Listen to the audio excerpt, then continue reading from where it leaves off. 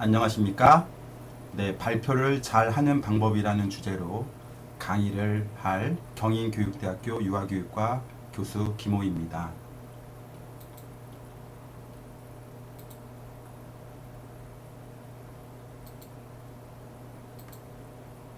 학생 여러분도 이제까지 살아오면서 한 번쯤은 발표를 하셨을 거라고 생각합니다. 첫 발표 상황을 떠올려 볼까요? 발표 주제와 목적은 무엇이었나요? 누구를 대상으로 어디에서 발표를 하였나요? 성공적으로 발표를 마친 학생 여러분도 있겠지만 첫 발표의 기억을 다시 떠올리기 싫어할 분도 계시리라고 여겨집니다. 여러분은 누군가 앞에서 발표하는 것을 혹은 발표하는데 자신감이 있나요? 이번 짧은 시간 동안에 제가 여러분들께 드리는 정보를 통해 여러분들이 앞으로 더 나은 발표를 하는데 도움이 되었으면 합니다. 지금은 전 국민 강사 시대라고 합니다. 이제 누군가에게 강의 내지는 발표를 하는 경우는 가르치는 일을 하는 특정인에게만 해당되는 것이 아닙니다.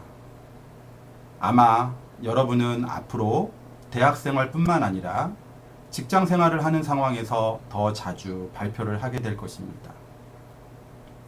학생들을 가르치는 일을 하는 저에게도 솔직히 누군가에게 강의를 준비해야 하거나 발표를 하는 일은 부담스럽습니다. 특히 발표 내용을 제가 스스로 만들어야 하는 경우에는 더욱더 무거운 짐을 어깨에 짊어진 것처럼 느껴집니다. 바로 지금이 딱 그 상황이네요. 이제까지 수많은 학생들이 발표하는 모습을 보아왔습니다. 학생들의 발표에서 조금은 아쉬웠던 점과 제가 발표를 할 때 신경 쓰고 있는 점들을 모아서 소개하려고 합니다.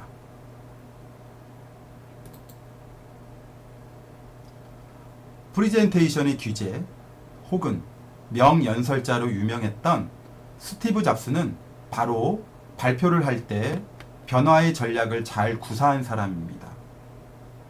30분의 프리젠테이션 시연, 보조 강의, 동영상 등으로 다채롭게 구성하여 변화무쌍함을 보여주었습니다. 그래서 발표를 예술의 경지로 끌어올리기도 하였습니다. 스티브 잡스의 발표를 통해서 제가 말씀드리고 싶은 중요한 점은 발표를 잘 하기 위해서는 발표 내용을 잘 정리하는 것과 또 발표 내용을 말하는 방식이 뛰어나야 한다는 점입니다. 발표를 잘하는 학생과 그렇지 못한 학생 간에는 몇 가지 면에서 차이가 있어요. 내용 면에서, 표현 방식 면에서, 자세와 태도 면에서 차이가 있습니다. 발표를 잘하지 못하는 학생들의 발표를 보면 일단 발표 내용이 조직적으로 구성되어 있지 못하고 엉성하게 구성되어 있어서 발표 내용에 관한 핵심을 찾기가 어렵습니다. 또한 발표를 하는 형식적인 측면에서도 몸이 건조합니다. 몸이 건조하다는 것은 변화가 없고 단조롭다는 것을 의미합니다. 예를 들어 처음부터 끝까지 목소리, 어조의 높낮이, 또 말의 속도가 일정합니다. 마치 책을 읽는 것처럼 말이죠. 자세와 태도 또한 밋밋합니다. 그렇게 되면 열정이 없어 보입니다. 결국 이러한 발표를 들었을 때의 청중은 지루하게 느껴집니다. 발표를 잘한다는 것은 발표 내용, 또 발표의 표현 방식, 또 자세와 태도적인 측면에서 청중의 입장에서 발표에 인상적인 부분이 있다는 점을 의미한다고 볼 수 있습니다. 자, 먼저 좋은 발표를 하기 위한 발표 내용에 대해서 알아보고자 합니다. 발표는 무엇인가요? 발표란 정해진 시간 내에 청중에게 정보를 효과적으로 전달하여 이해시키는 의사 전달 방법입니다. 상황에 따라 발표의 목적과 형식은 조금씩 달라질 수 있으나 가장 본질적인 속성은 정보를 전달하는 것입니다. 발표를 잘하는 사람은 발표 컨텐츠를 탄탄하게 구성하거나 만들 줄 아는 사람입니다. 좋은 발표는 궁극적으로 그 내용이 충실하고 좋아야 합니다. 컨텐츠는 잘 아는 바와 같이 내용을 뜻하는 영어 단어죠. 그러나 발표에 있어서 컨텐츠는 발표 주제부터 발표 제목, 또 발표 전개 순서, 발표 내용까지 모두 포함하는 개념입니다. 말만 번지르르 잘하는 소위 약장수처럼 말재주를 가지고 있다 하더라도 말에 알맹이가 없거나 유치하다면 결코 좋은 발표가 될 수 없습니다. 발표의 궁극적인 목적은 말재주를 뽐내는 데 있지 않습니다. 바로 좋은 내용을 제대로 전달하는 것이 발표의 목적이 됩니다. 청중은 이기적입니다. 청중이 발표자의 발표에 흥미를 느끼는 것은 바로 그들 자신에게 도움이 되는 정보와 이야기가 있을 때 가능합니다. 무엇인가 도움을 주는 발표가 아니면 청중은 바로 외면합니다.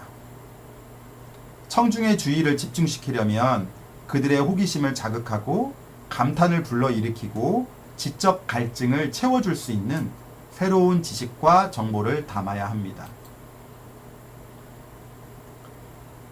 일반적으로 대학에서 발표를 하는 경우 학생들은 발표 주제와 제목이 이미 정해져 있는 상태에서 발표를 준비하게 됩니다. 그럼에도 불구하고 제목은 듣는 이의 호기심을 자극할 수 있어야 합니다. 발표 제목은 주제를 잘 나타내고 있어야 하고 청중의 관심을 끌 수 있어야 합니다. 마지막으로 독창적이어야 합니다. 예를 들어 리더십이라는 제목보다는 스티브 잡스에게 배우는 창의 리더십이라고 하면 훨씬 청중들에게 감성을 자극할 수 있습니다. 유치원 학부모님들 대상으로 강의 내용은 같으나 제목을 달리하여 강의를 한 적이 있습니다. 여러분들은 어떤 제목을 더 선호하는지요? 제 경험상 아래의 제목으로 강의를 했을 때 학부모들은 더 집중해서 들었습니다. 그 이유는 무엇일까요? 아래의 제목이 위 제목보다 발표 주제가 더 선명하고 청중의 관심을 더 끌 수 있었기 때문입니다. 발표자의 수준은 발표자가 가진 지식과 정보의 수준에 크게 좌우됩니다. 객관적이고 충분한 지식이 채워진 발표는 깔끔한 발표를 만들어내고 청중에게 안정감을 주며 그때 비로소 전달하고자 하는 정보와 메시지가 온전히 전달될 수 있습니다. 가끔 학생들이 발표하는 과정에서 발표할 컨텐츠 자체가 부정확한 경우를 많이 봅니다. 발표 자료를 모으는 것 못지않게 발표 내용의 정확성에 관한 확인 절차도 중요합니다. 말재주가 없을지라도 나름대로 열심히 정확한 자료를 찾아내 논리적으로 구성하고 또 그것을 제대로 전달하고자 하는 열의를 가지고 온몸으로 발표를 해야 합니다. 그런 성실성, 열정, 발표의 깊이는 알게 모르게 청중에게 전달됩니다. 그럼으로써 청중은 서서히 발표에 빠져들게 되고 이후에 진행되는 발표에 더욱더 만족해야 할 것입니다. 최고의 콘텐츠는 에피소드입니다. 옛날 옛적에 라고 위의 말을 들으면 여러분들은 신체적으로 어떤 현상과 변화가 일어나나요? 일반적인 사람이라면 어깨에 긴장을 풀며 이야기를 들을 준비를 하게 됩니다. 우리는 발표자의 발표에서 짧은 이야기 하나가 얼마나 청중을 생기 있게 하고 활기 넘치게 하는지에 대해서 잘 알고 있습니다. 청중이 듣고자 하는 재미있는 사례, 또 감동적인 에피소드, 특이한 이야기들은 가장 좋은 발표 소재이자 컨텐츠가 됩니다.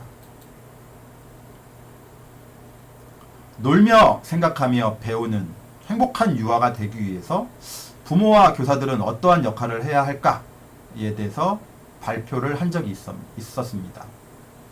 이 발표에서 저는 어린 아이들도 놀이를 통하여 새로운 무언가를 창조하고 기뻐하는 존재로 인식해야 한다는 점을 주장하고 싶었습니다. 이런 주장을 뒷받침하고자 제 큰아들이 26개월 된 때의 육아 경험을 이야기한 바 있어요. 이야기는 어떤 방식보다 사람들과 소통하는 도구가 될 수 있음을 직접적으로 느낀 바가 있었답니다. 발표 내용을 더욱 풍성하게 하려면 다양한 매체를 활용해야 합니다. 여러분들이 이미 알고 계신 바와 같이 발표 컨텐츠를 얻을 수 있는 매체와 소스는 무궁무진합니다. 텔레비전과 라디오는 물론 인터넷, 영화, 연극, 음악회 등 접할 수 있는 모든 매체를 통해 많은 자료를 구하는 것이 중요합니다. 좋은 발표를 한다는 것은 당연히 보통 사람이 접하기 어려운 볼거리와 들을거리를 확보하는 것임을 명심해야 합니다. 똑같은 물감으로 그림을 그려도 화가에 따라 그림의 수준이 다르죠. 같은 수의 음표와 심표를 갖고도 작곡에 따라 다른 음악이 나옵니다. 같은 재료로 음식을 만들어도 사람에 따라 맛이 다르죠. 같은 수의 단어와 문장으로 지어도 작가에 따라 그 호소력이 다를 수 있습니다. 마찬가지로 같은 화제, 같은 줄거리라도 어떻게 논리를 전개해 나가고 스토리를 구성하느냐에 따라 발표 효과는 전혀 달라집니다. 발표자는 풍부한 상상력을 동원해 어떻게 청중에게 공감을 주고 호감을 살 것인지 고민해야 합니다. 탁월하게 자기 논리를 세우고 내용을 구성하는 능력이 있어야 합니다. 최근에 여러 유치원 선생님들께 제가 놀이중심 교육과정에 대해서 발표를 하고 있습니다. 60분, 90분, 120분, 시간이 다르더라도 제가 발표하고자 하는 내용은 크게 4가지로 구성하고 있습니다. 제 나름대로 발표 내용에 관한 논리를 세우고 구성하였더니 발표를 더 효율적으로 하게 되는 저의 모습을 볼 수 있었답니다.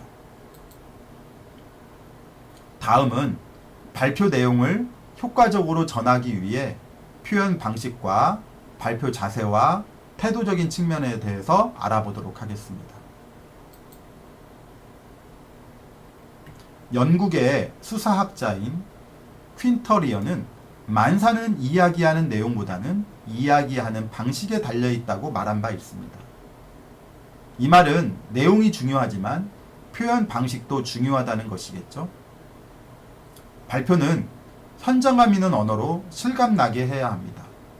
표정 연기 또는 흉내내기 등 발표자가 할 수만 있다면 모든 방법을 동원해야 합니다. 청중에게 전하고 싶은 중요한 생각을 눈에 보이고 또 손에 잡히듯 말해야 합니다. 가능하다면 당신의 생각을 시각화할 수 있도록 그림, 영상, 또 전시물 등의 시청각 자료를 최대한 활용하는 것도 좋습니다. 몸은 입보다 더 많은 말을 한다는 표현이 있습니다. 그만큼 발표를 할 때 이 제스처는 중요합니다. 스피치 이론에 의하면 청중을 설득하는데 내용이 차지하는 비중은 8%밖에 안 된다고 합니다. 나머지 이 92% 중 외모가 42%, 또 어떻게 말하는가 하는 것이 50%를 차지한다고 합니다. 발표자가 어떤 표정, 어떤 자세로 발표하느냐에 따라 청중의 호감을 살 수도 있고 그렇지 않을 수도 있습니다. 발표를 할 때 이런 모습은 좀 곤란한 것 같습니다. 어떤 경우냐면요, 무표정, 위압적인 표정, 또 울상짓는 것, 또 자신감이 없는 자세로 어슬렁어슬렁 등장하는 경우, 지나치게 몸을 떨거나 흔드는 경우, 선자세로 다리를 꼬거나 팔짱을 끼는 것, 또 계속해서 호주머니에 손을 넣고 발표하는 경우입니다. 이런 발표는 안 하셨으면 좋겠습니다. 발표는 내용만 가지고 되지 않습니다. 무엇을 말하느냐보다 누가 말하느냐가 더 중요하다는 말이 있습니다. 그만큼 발표 효과를 높이기 위해서는 발표자에 대한 인간적인 신뢰와 호감이 있어야 합니다. 발표자의 뛰어난 인품이 청중에게 전달될 수만 있다면 설령 발표가 뛰어나지 않더라도 청중에게 감명을 줄 수 있습니다. 발표 효과를 높이는데 발표자의 품격과 몸가짐도 한몫합니다. 보통의 발표자로서 이런 모습을 보여줄 수 있는 제일 좋은 방법 중에 하나는 이 겸손한 태도를 보이는 것입니다. 청중의 수준이 높든 낮든 그들을 존중하든 겸허한 자세를 견지해야 합니다. 해박한 지식과 충실한 강의로 종횡무진 청중을 사로잡되 끝까지 낮은 자세를 유지해야 합니다. 열정을 가지고 발표를 하라는 것은요, 포효절규의 소리를 지르면서 꼭 땀을 뻘뻘 흘리면서 하라는 것이 아닙니다. 목소리는 낮더라도 그 발표에 발표자의 열정이 실려 있는지는 청중이 마음으로 느끼게 되어 있습니다. 발표 주제에 대해서 가슴으로 느끼는 것을 나름의 신념과 열의에 담아서 청중과 열렬히 이야기를 나누고 싶어해야 합니다. 그래야 발표자의 열정과 진정성이 청중에게 전달됩니다. 발표자가 어떤 주제에 대해서 열정이 있는지, 몰입하고 있는지를 아는 방법이 있습니다. 발표자 자신이 이야기하고자 하는 주제에 대해서 내심으로 어느 정도 흥분하고 흥미를 느끼는지 자문해 봄으로써 가능합니다. 그 자문을 통해 마지못해 발표에 임하는 것인지 아니면 스스로 그 주제에 깊이 빠져 흥분하고 있는지를 가늠할 수 있을 것입니다. 막상 강단에 서면 당황스럽고 떨립니다. 이런 상황에서 부담스러운 것은 바로 시선 처리입니다. 하지만 발표자는 청중 앞에 서면 당당하게 의도적으로 청중을 똑바로 봐야 합니다.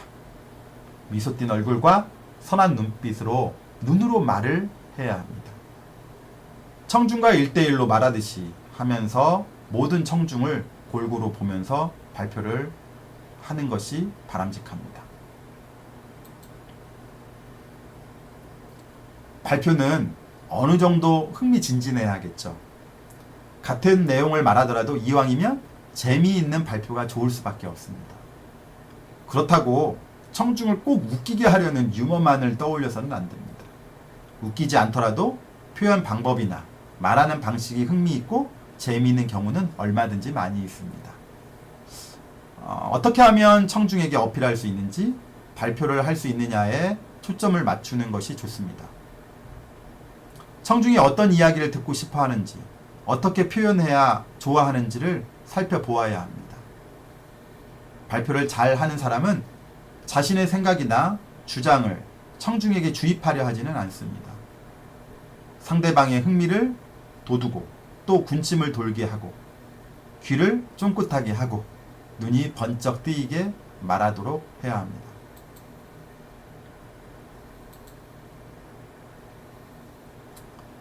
도표는 말로 설명하는 것보다 더욱 설득력이 있다고 합니다. 어느 경우에는 그림이나 사진은 도표보다도 훨씬 설득력이 있습니다. 어떤 사물을 설명하는 가장 이상적인 형태는 요소를 그림이나 사진으로 설명하고 말은 단지 그것들을 연결해주는 역할만 하는 것입니다. 최근에 파워포인트, 또 플레이지, 또 키노트와 같은 프리젠테이션 도구를 활용한 발표가 대세를 이룬다고 볼 수 있습니다. 이 때문에 발표 화술이 뛰어나지 않는 사람도 얼마든지 훌륭한 발표를 할 수 있는 시대가 됐습니다. 너무 다행스럽죠? 열정만 있고 노력을 하면 누구나 발표를 잘 할 수 있는 시대가 됐습니다. 발표는 자기 혼자 하는 원맨쇼가 아닙니다.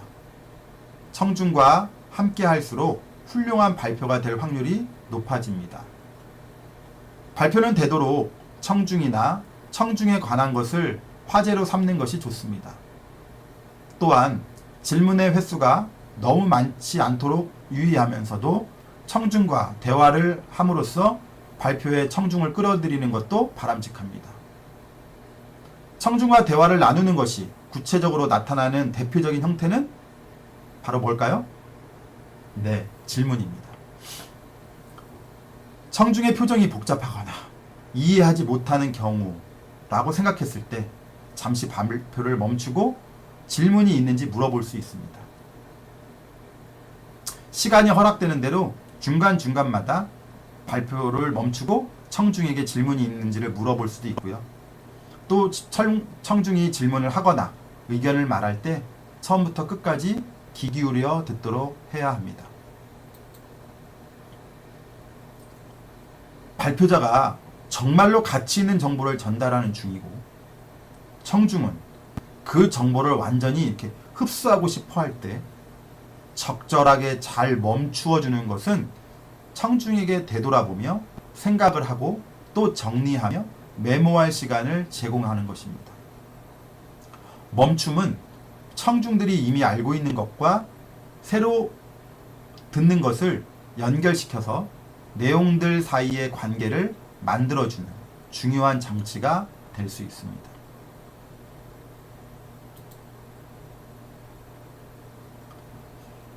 발표에 관한 책과 인터넷 자료들은 무수히 많죠. 그런데도 수많은 사람들이 발표를 하는 것에 어려워하거나 실패를 하는 이유는 무엇일까요? 여러 이유가 있겠습니다만 가장 결정적인 이유는 스스로 발표 훈련을 하지 않았기 때문이라고 봅니다. 발표를 잘 하려면 반드시 훈련과 연습이 필요합니다. 발표 공포는 사전 준비와 연습을 통해 어느 정도 극복할 수 있습니다. 처음에는 혼자 연습을 하도록 합니다. 환경은 최대한 실제와 가깝게 해놓고 일어서서 하다가 소그룹 앞에서 시연을 해보는 것도 좋습니다. 가족, 친구들은 좋은 청중이 되어줄 것입니다. 가능하다면 실제 프레젠테이션을 할 장소에서 예행 연습을 해보도록 합니다. 마지막으로 녹음기 또는 녹화 장치를 준비해 예행 연습 과정에서 자신의 발표에 대한 비판을 하는 것도 좋은 방법입니다. 발표를 하기 전에 심호흡을 할 때 긍정적인 자기 대화를 하면 더욱 좋습니다. 예를 들어 이미 충분히 준비됐잖아. 자, 떨지 말고 잘해보자. 난 할 수 있어. 여유를 갖자. 흥분하지 말자. 나는 잘할 수 있다. 두렵긴 뭐가 두려우냐? 청중은 청중일 뿐이야. 라고 자기 체면을 걸어보면 어떨까요? 나의 발표에서 무엇이 강점이고 무엇이 문제인지를 정확히 파악해야 합니다. 내 발표는 어떤가? 라는 질문을 스스로에게 던져보세요.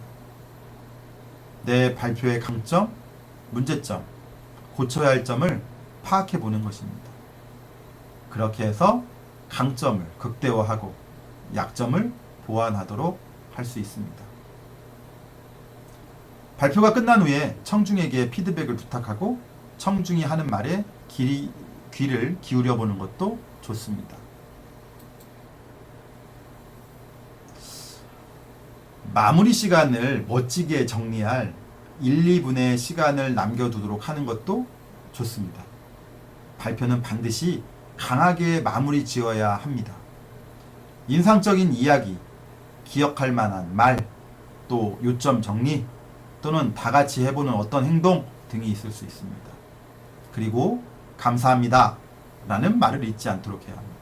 그래야 청중이 공식적으로 그 발표가 끝났음을 알게 됩니다.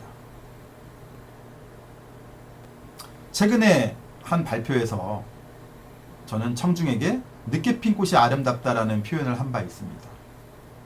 유아교육에서 유아들은 늦게 피어서 홀로 영광을 받는 존재로서의 삶이 아니라 누구나 자신의 가능성을 보인다는 존재로서의 삶을 강조하고 싶었습니다. 여러분들도 마지막 부분에서는 여러분들이 표현하고 싶은 강조점을 짤막하게 피력하시는 것도 좋은 방법입니다. 다시 한번 강조컨대 발표를 잘 하는 법의 최우선 요건은 전달할 내용을 명확하고 논리 정연한 스토리로 구성하는 것입니다. 그 다음은 발표 내용을 제대로 전달하기 위해서 부단한 연습을 하는 것이라고 생각합니다. 청중을 사로잡는 발표를 할 수 있는 여러분들이 되시길 바라면서 제 발표를 마치도록 하겠습니다. 네, 감사합니다.